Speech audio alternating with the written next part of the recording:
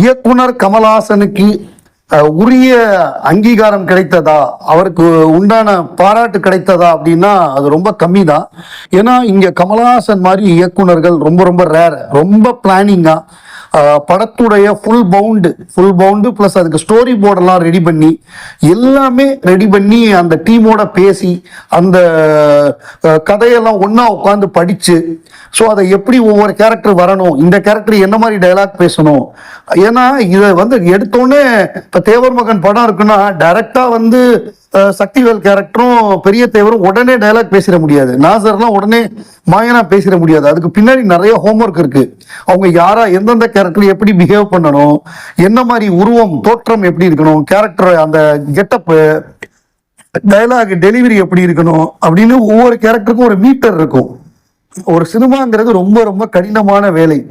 Plus வந்து ஒரு தயாரிப்பாளருங்கிறப்ப ஒவ்வொரு நாள் ஷூட்டிங்க்கு எவ்வளவு பணம் தேவை, என்னெல்லாம் தேவை, ஒரு தேர் திருவிழா அதுல பாம் வெடிக்குதுன்னா அதுக்கு எத்தனை பேர் வேணும், தேர் வேணும், துணை நடிகர்கள் 500 பேர் வேணும்னா 500 பேர் வேணும், பாம் வெடிக்கிற அந்த செட்டப்பை ரெடி பண்ணணும். இது எல்லாம் முன்னாடியே பிளான் பண்ணணும், முந்தின நாளே.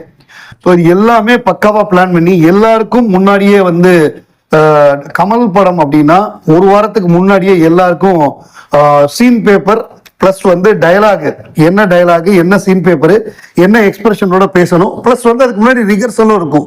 ஒரு ஒத்திகையும் பார்த்துருவாங்க. ஒரு ஒத்திகை பார்த்துட்டு நடிக்கிறப்ப இன்னும் பெட்டரா வரும். ஸோ இந்த மாதிரி பிளானிங்கோட அதான் இவர் சொல்றாரு பசுபதி, கமல் சார் மாதிரி எனக்கு கம்ஃபர்டபுளா வேற ஒரு இயக்குனர் இல்லவே இல்லை. எல்லாமே கற்றுக் கொடுத்தாரு. கேமரா ஆங்கிள் எப்படி பார்க்கணும், என்ன பண்ணணும்னு பேசிக்ஸ்லேருந்து எனக்கு கற்றுக் கொடுத்தாரு. ரொம்ப ஈஸியாக போயிடுச்சு. அந்த மாதிரி ஒரு ஜாம்பவான் எனக்கு கற்றுக் கொடுத்தது எனக்கு பயங்கர ஈஸியாக போயிடுச்சு அப்படின்னு சொல்றாரு.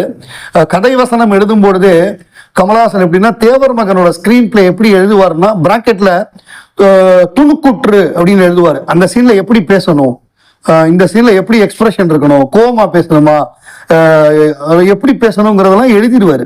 கிட்டத்தட்ட பராசக்தியில கலைஞர் எப்படி எழுதியிருப்பாரோ அந்த டைப் ஆஃப் ஸ்கிரீன் பிளே முன்னாடியே போயிடும்.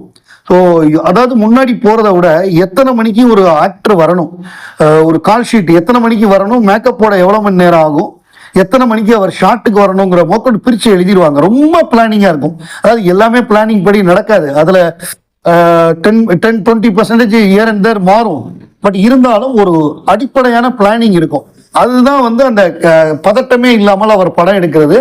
எல்லாருக்கும் மிகப்பெரிய சுதந்திரம் கொடுப்பாரு. அந்த சீனை வாசிச்சுட்டு எப்படி வேணா நீ நடி, உன்னோட திறமை அப்படின்னு சொல்லுவாரு. அந்த மாதிரி ஒரு இயக்குனர் சான்ஸே கிடையாது.